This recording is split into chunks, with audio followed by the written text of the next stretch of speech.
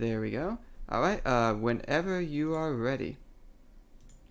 Okay, well, let's get started then. Hello, everybody. My name is Julian Beutel, and I'm very excited to be hanging with y'all in person or virtually and chatting about music and games and kind of what I do and maybe some like basic toe dipping into what music and games and music production is like. So, yeah, just right out of the gate, if there are any questions along the way, please stop me and just ask away. And I'll be chatting a bit, but maybe showing some stuff as well. Yeah, so just a little bit about me to start. So I am a freelance composer and sound designer for games, but I'm currently working as a producer, assistant, and audio coordinator for Complex Games. I'm based out of Winnipeg, Manitoba, Canada. So Complex Games is like one of the first indie studios in Winnipeg, and they're currently in the late stages of production on a Warhammer 40K game called Chaos Gate Demon Hunters, and it's a strategy game based in the or a turn-based strategy game based in the Warhammer universe. So it's exciting to see that coming together. But I was born in a small town in Saskatchewan, Canada, which is like kind of like farmland, prairie town. And I grew up in a small town, went to university close by for jazz trumpet, then wanted to move to a bigger center. So I went all the way down to Los Angeles for 3 years, did a master's of fine arts in jazz there.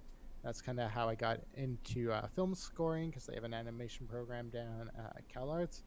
And it was around that time that I met Spencer, and we ended up working together on a couple of projects. So that was kind of some of my early forays into video game composition. And then since I've been back in Winnipeg, I've been getting more and more involved and kind of making that my full time deal. So the goal of today is just talking about like really kind of entry level music production stuff. So I'm sorry if this is like super basic for people, but I'm kind of assuming I'm like starting from the ground zero. If you had to hear things for the first time, this will be it. But again, just feel free to stop me and be like, "Yo, we know this. Let's talk about something else." But if you're going to talk about music production, the first thing you really got to know about is digital audio workstations or DAWs. And basically, the DAW is the main tool of the modern composer. It's basically just the program that you make all of the music in. It's where you do all your programming. Yes, the program and sequencer that houses all the data. And that ranges from like audio, MIDI, which we'll talk about, plugins, and automation. Those are some of the core concepts of things that go into digital audio workstations. Yeah, so that's like your main tool. It's the game engine, it's the Unity, it's the Maya to make analogies to other disciplines. And there's different kinds of digital audio workstations, different models. Um, and they're all like some are free, some are like kind of high level, pro level, expensive, but every DAW has some common set of tools and functions. So while I'll show you some examples of all of them.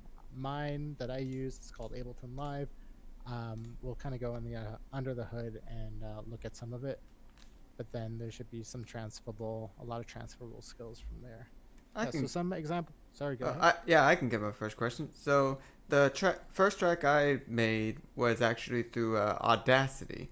Mhm. Just putting. Is that something people? Oh, I see it right there. Audacity. Oh, cool. Never mind. Yeah, Audacity is definitely a free kind of entry level digital audio workstation. Yeah, lots of people use it. It's great for like fast editing and plop it. I use it to just like put a sound wave in, and if I need to export it to a different format or something. And it's also got effects. Other free software, there's FL Studio, there's Reaper.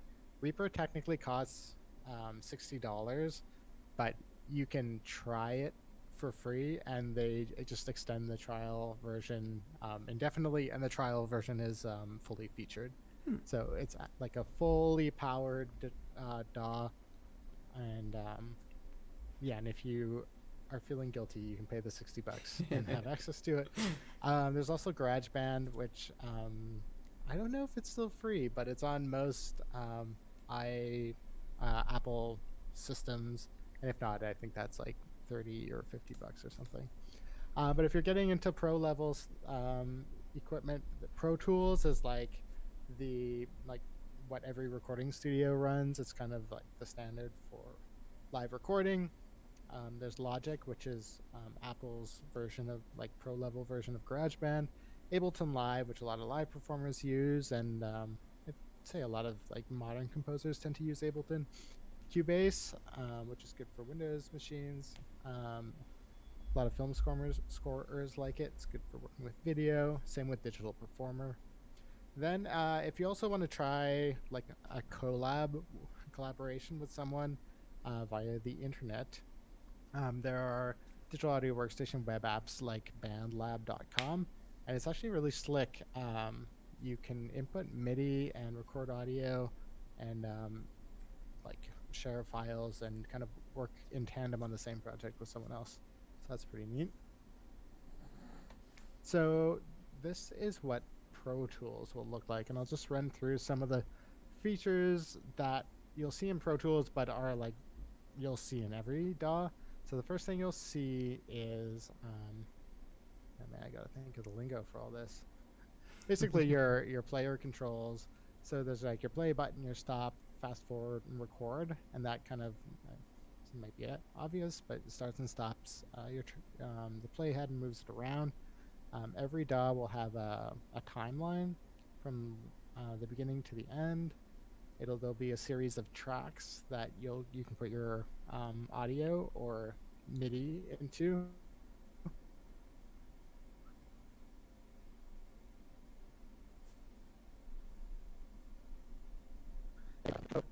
And every DAW has a option to set the beats per minute.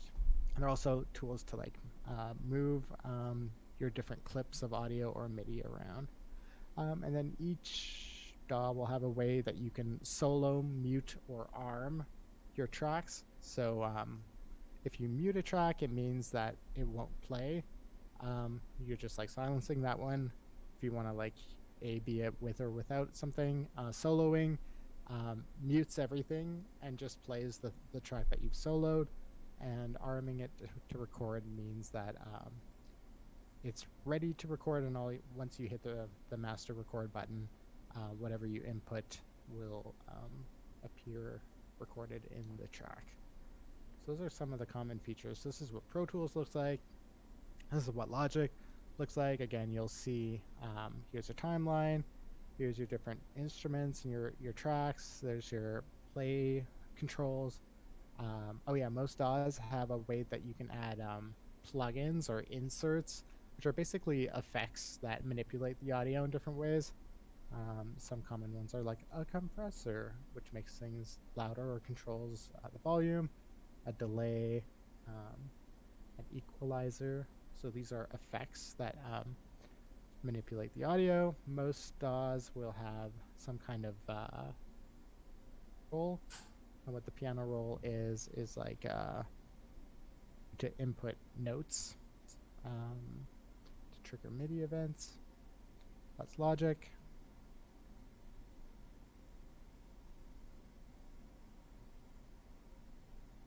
So yeah, your tracks, your piano roll, your play controls.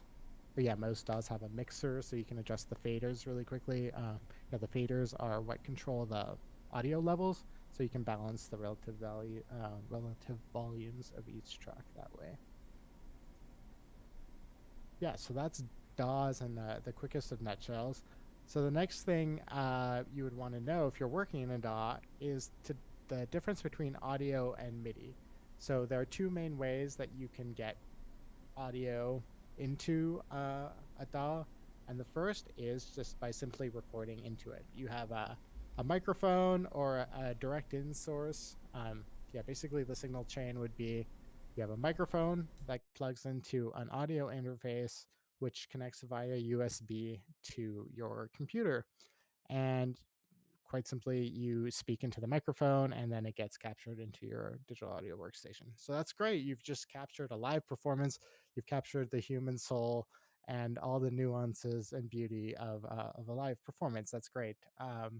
You know, there's a lot that can't be emulated by computers, so having equipment to do that is great. There are limits, however, because editing audio in post production can be a little difficult, especially when you compare it to MIDI. If you think of it, um, an analogy would be, say there's 5 of you in a room talking into a microphone, and you're trying to all say something at the same time. Like maybe you're saying like Mary had a little lamb all together in unison, but someone makes a mistake and says Mary had a little like bear. But only one person did it, and because you're all speaking into one microphone, like you can't separate that one person that made a mistake because it's all captured in audio. So um, you would have to record it again, and that's just the nature of the beast. So the other option is to record things by MIDI. And basically, what MIDI is, it's a musical interface digital instrument.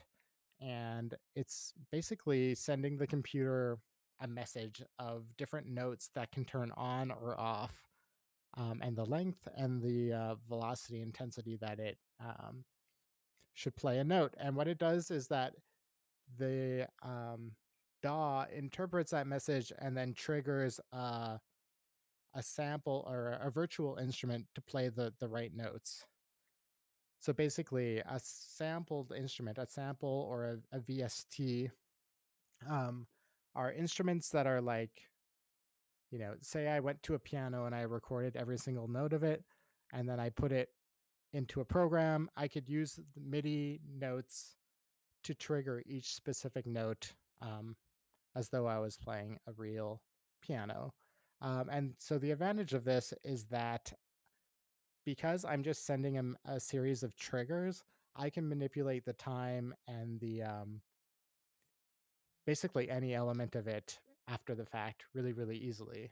Um, so this is great for if you want to do a lot of editing, because you can record something and like totally change it later and there's absolutely no consequence. But the disadvantage is that you're not recording like a real instrument or a real performer. So there can be some of musicality or like that soul that's lost in your music. So I got another question. Sure. So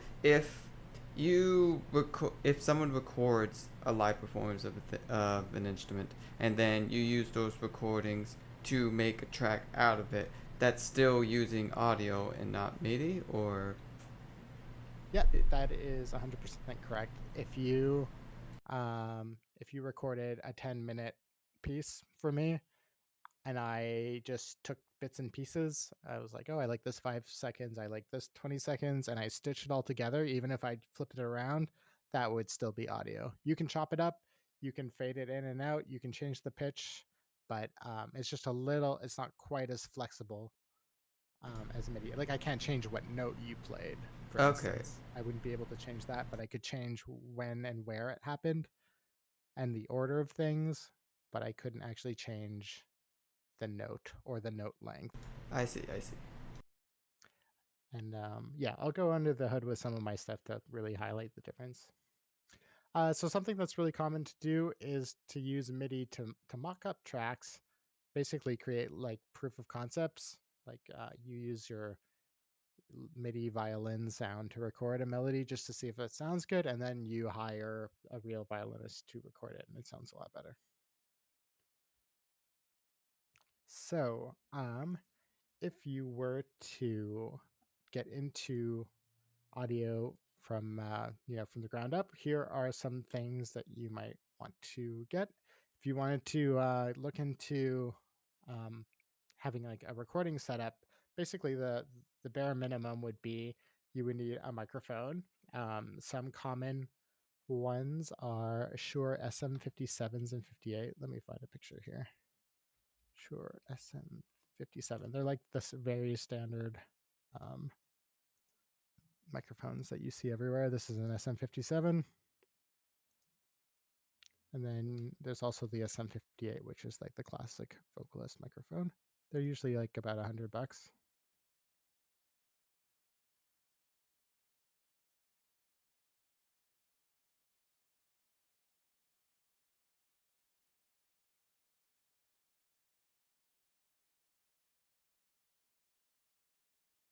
There we go. Yeah. So you'll also need something. You'll need an XLR cord, which is the cord that runs from the microphone to your audio interface. Something that's a good audio interface to start is the Scarlett 2-channel audio interface. Scarlett. Scarlett Johansson. Did you mean Scarlett Johansson? Obviously. Yeah. I'm guessing people are Googling that more often than oh yeah, it's the Focusrite. Whoops. It's made by Scarlett.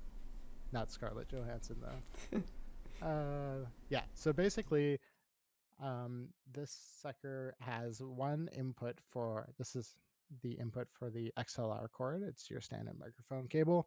But also there's a direct line in. So if you play the guitar, an electric guitar, an electric bass, you can plug right into that and it'll work. And those are like 100 or $150. So your whole setup for audio might be about $300. Maybe I'm talking in Canadian dollars. Okay, so if you wanted to go the MIDI route, and I mean, by all means, why not both? The first thing you would need is a MIDI controller. So MIDI controller usually takes the form of a keyboard, like a piano keyboard. And what did I say? Key station. M audio keyboard. Sure, let's see. Yeah, what's like the classic, this might be like a super basic one. Basically, you got your keys and maybe there are some knobs and faders on there as well. This is what I have. This is an Oxygen one. It's got some drum pads. Basically, what you can do is map these faders and knobs to different aspects of your virtual instruments and play around with some of the parameters. So that's kind of neat. Yeah. So supposing you had a free DAW like Reaper or FL Studio, and you were using this key state like a super cheap, like $100 MIDI controller, it might cost you like $100 to get into some kind of MIDI setup. You can also just use your computer keyboard to type notes as well.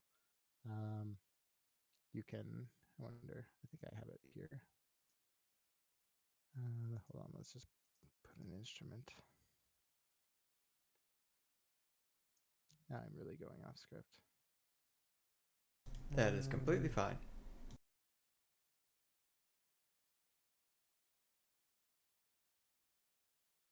Let's take this one. I don't know what this sounds like. Yeah, so if I click this piano keyboard button, can you hear this? Good. So I'm just using my computer keyboard to type, so it functions kind of similarly. Oh yeah. So most DAWs have basic instruments and instrument setups. Yeah, they'll have like a handful of native VSTs in there. So you should have some stuff right out of the gate to play with. There's also a lot of free tools online. The virtual instrument maker Spitfire has their labs, which is a bunch of kind of cool free instruments that sound kind of wonky and neat, and some of them are just more old-fashioned as well. There's also the Native Instruments community, which has other tools that are free, so check those out. And if you are looking to drop some cash on stuff that's like not bad, Native Instruments, Contact, and Reactor are great ways to get a lot for not that much money. Basically, those are like bundled products where for like maybe 100, 200 bucks, you'll get just like a ton of stuff that's pretty okay to start.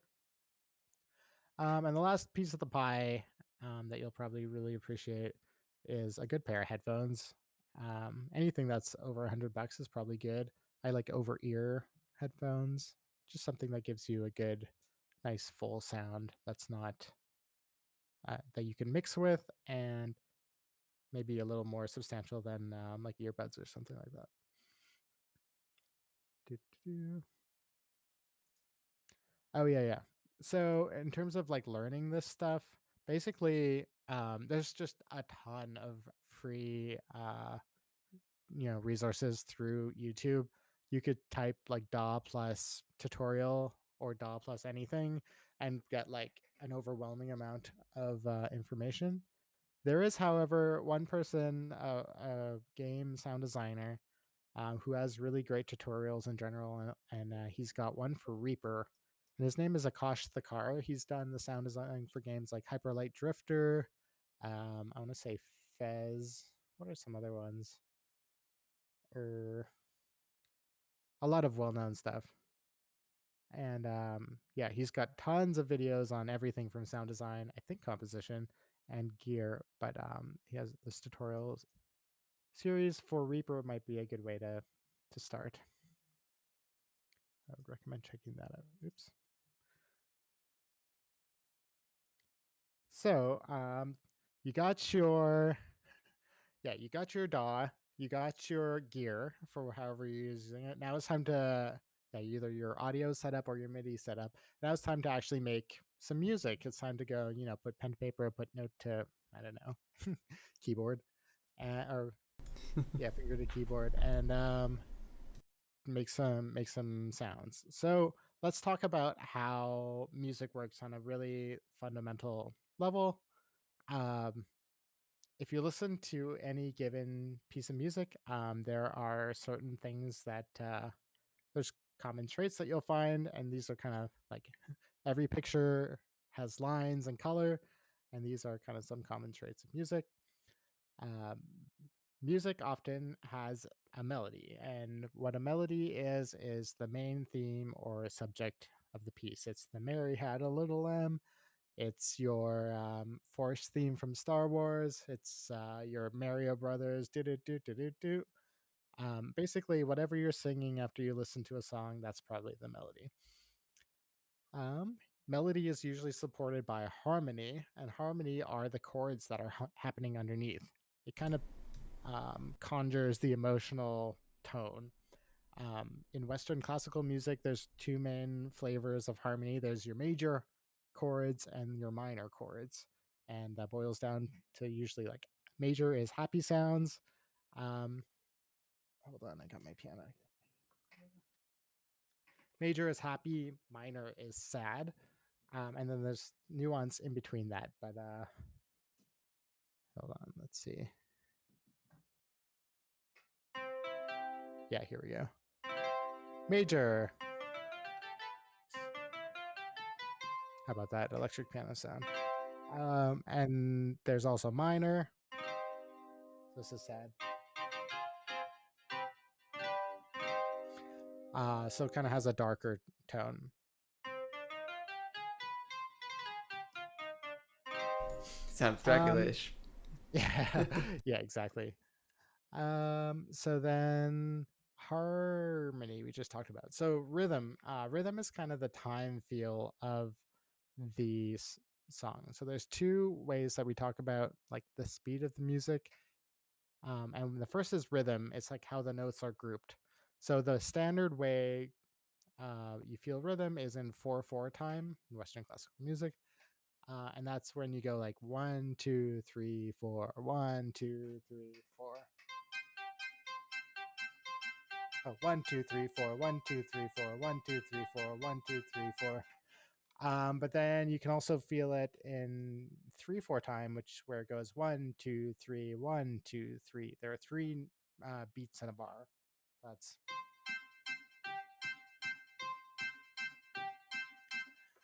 And then there's 6/8, which is kind of a jig, which is 1, 2, 3, 4, 5, 6, 7. Da dum da dum dum dum dum. It's kind of your pirate jig feeling.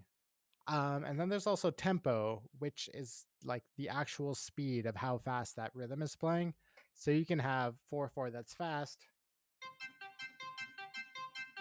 or 4/4 that's slow. There's still 4 beats in a bar, but if it's a slow tempo, it's happening at a slower beat per minute count. That's the like unit of measurement we use, or it could be a fast tempo. The instrumentation is what instruments are playing which parts. So I'm using kind of a derpy electric piano sound right now, but why don't we switch that out for something different and we'll get to see how that has a different sound. Um, let's use a. So what I'm doing right now is going into my plugins, my virtual instruments, and gonna swap out this electric piano light sound for something different. So these are all my sample library. So each one of these is one or a group of different instruments that we can play with. So what if we take, we're just going to use orchestra, like a string orchestra.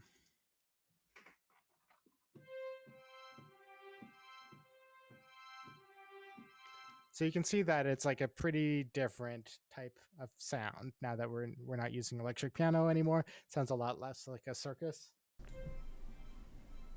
But if we change it to the pizzicato, which is when you pluck strings, now we're back to like Looney Tunes sneaking around.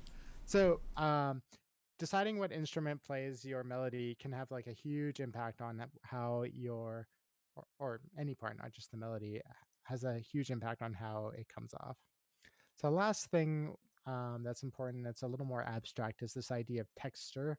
When you're That's kind of how many things are going on in a piece at once. If you only have one, if you're playing notes and leaving a lot of space, you might say that that's a very open texture. But if something is really fast and busy, there's lots of notes and there's a ton of instruments going on, you might say that that's very dense. That has a big impact on how the mood that the music creates. Um, yeah. So we've been dabbling in different sounds thanks to our elements of music, but now it's time to like form it into something, especially for the game that we're making. So let's talk about structure a bit. So games are kind of unique compared to like regular just turning on music or even watching a movie. In that the player is control of a lot of the action, so we don't really know ever how long they're going to stay in a given spot. So we don't know how long the music needs to be, and therefore, uh, yeah, it'll always be different. So the music can't stop. So we need to make music that loops, where it gets to the end of the track and it seamlessly starts over without anybody really being aware of it. So most of the music that we make in games are loops. So besides just like creating a standard loop for a different area, yeah. So examples of loops, you might have like a loop at your title screen where it just goes on forever until you play start. If you're playing like an RPG, there might be a loop when you're in the village that designates that you're safe. But then when you're out in the field and there might be another loop, and then when you get into a battle sequence, there might be the battle loop. So Hey, RPG was the first game we made. oh yeah, exactly. There you go. And yeah, but you can do more than that with games, and especially with technology. You can make some kind of cool interactive elements. You can tie different aspects of the music to different parts of the player's action. So yeah, we talked about like the idea if you go somewhere else, you can the music changes if you change the environment, but you could also have a system where your music is tied to like the player's health, where maybe your track exists on two layers, and then as you lose health, like layer one fades out to leave it just like really sparse, And then when you get health again, the layer fades back in and makes for like a full track. You can also have it to like very tied it geographically so that if you move to a different area on your map, just like within the same screen, something changes. And an example I really like is in the new Paper Mario game. Basically, you hang out in this Toad Town a lot, but when you go to the marina, the music changes. And I'll just play the example.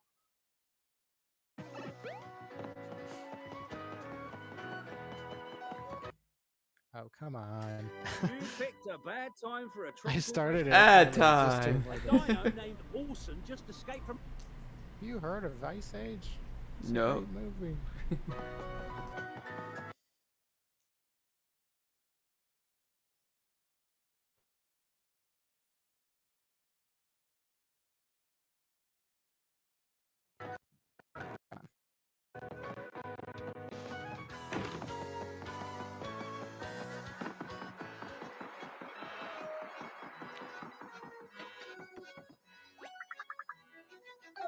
So I don't know if you got that with the glitches, but it went from like the 4/4 theme, and when you crossed into the marina, it switched into a 3/4 again, or a 6/8. I don't know. Yeah, That a pirate shanty. Where you're going out on the shore or out on the sea, type of vibe, and I think that's a cool kind of interactive element to it. yeah. They even did that with Super Mario World, where you jump on a Yoshi and it changes adds that additive to it. Yeah, totally. I forgot about that. That's cool. Music tied to enemy behavior. Oh yeah, I had different examples here. There's an example in Breath of the Wild where there's the Molduga enemy. It's like a worm that burrows in the sand, and you hear this like brooding like dum dum dum dum dum dum thing, and then when you bomb it and bursts out, you get this really kind of vivacious string section that it transitions to.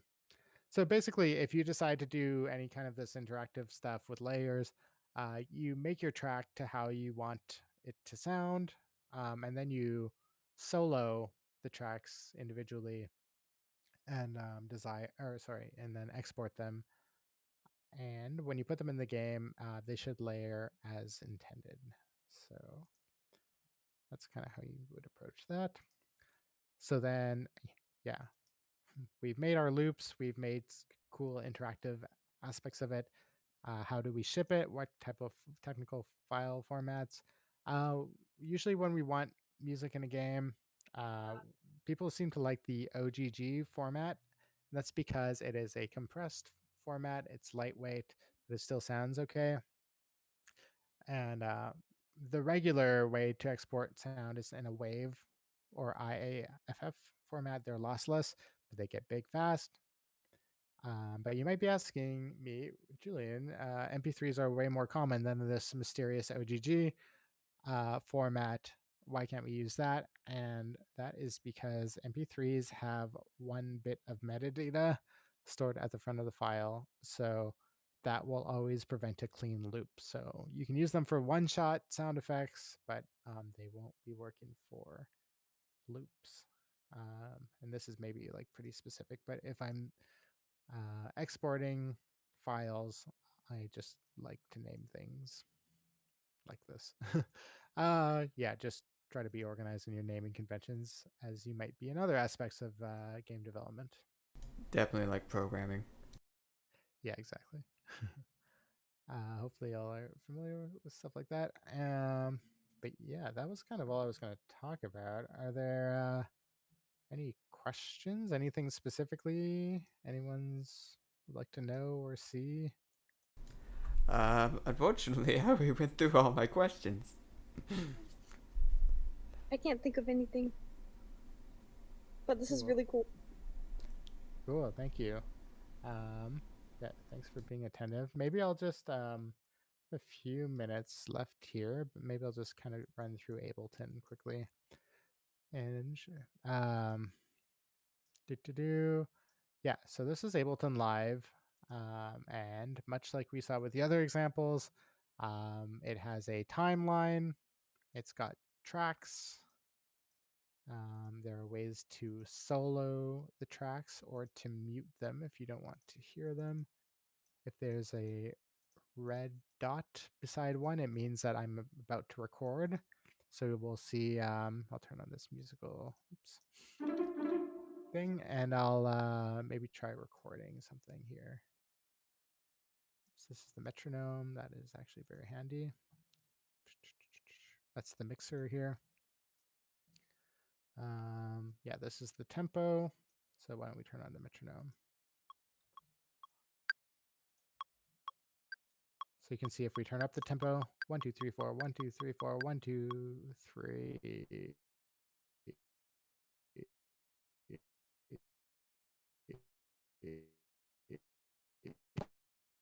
Set the BPM to that. We'll hit record.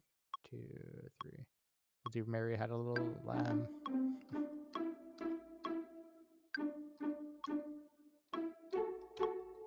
Oh no, I made a mistake.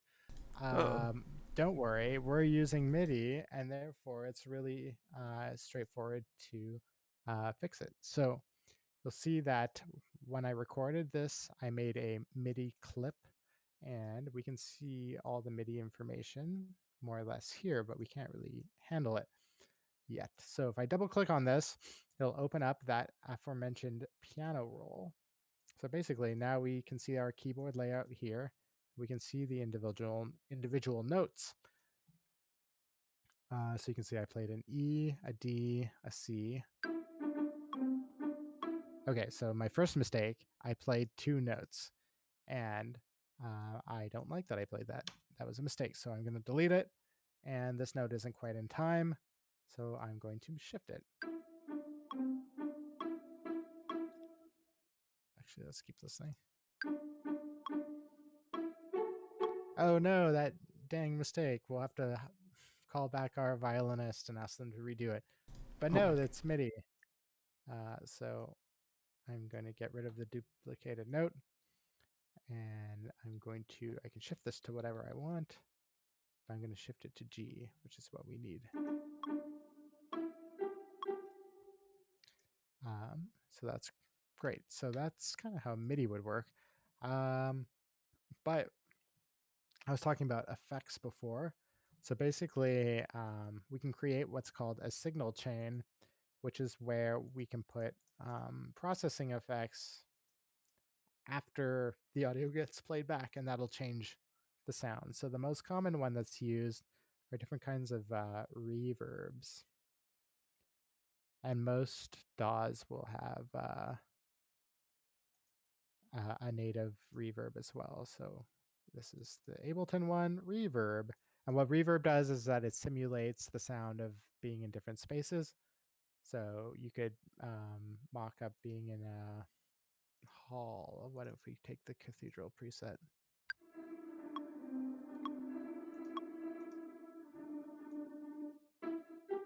And then you'll see on most of them, on most effects, you'll see a dry wet knob. And what that means is when something is wet, the effect is being applied to it. And when something is dry, this effect is not being applied to it. So normally it sounds good with like a combination of both. So we got our cathedral, Mary Had a Little Lamb. Let's add something else to it. Let's add a delay. Oops, let's try color.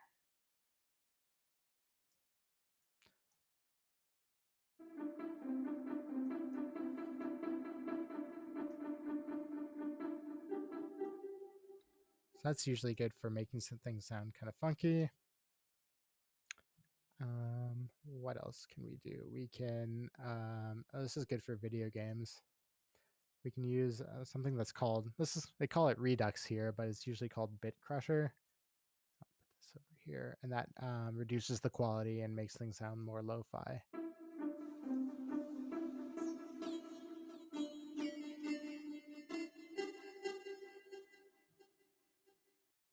And if we really wanted to go ham or go make it weird, we would have put on something called a frequency shifter, which is basically a make the thing sound weird machine.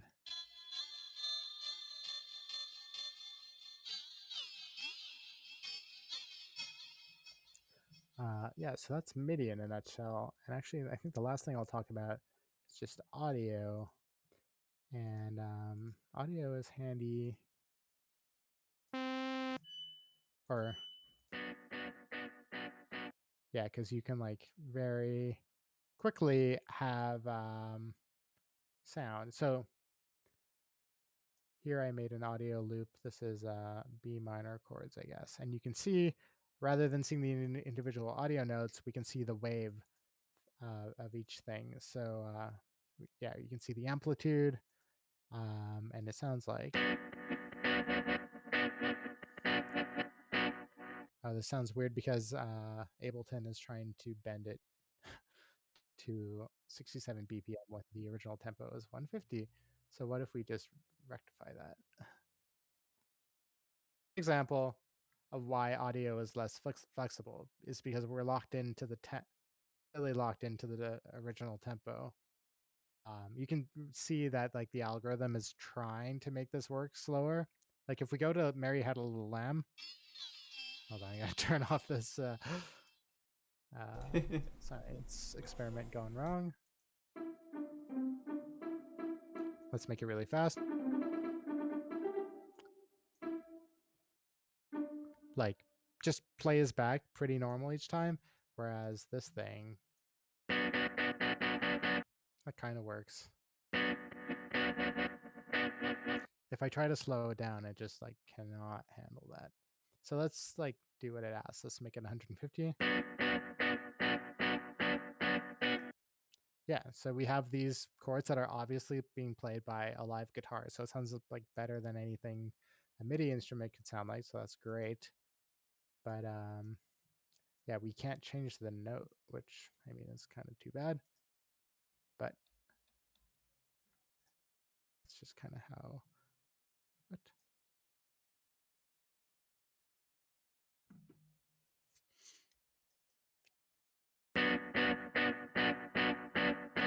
So we can open this up. Ableton lets us mess around with this in different ways. We can repitch it. Ableton is one of the better DAWs for being able to manipulate audio. Yeah, usually when you change the pitch of something, it also changes back the playback rate. So if you make something higher, if you increase its pitch, it plays back faster. And if you make something lower, it makes it play back slower. Which makes for some like really cool sound design stuff. But if you want it to be as intended, it's a little trickier. But Ableton is good at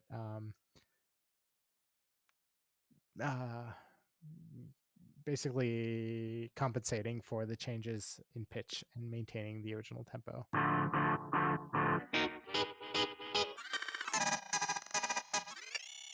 Within reason. So that is the extremely condensed whirlwind tour of music production. Yeah, I think might wrap it up around there. But any final thoughts? Any final questions? No, not at the moment. Cool. Well, yeah. So my name is Julian. Thanks again for having me. Hope that was useful. Send me a message. Tag me on Discord if anything comes up. And yeah, enjoy your pursuit into music production and game development and music for games. And yeah, thanks again for having me. Thank you. Thank you. Really appreciate all this.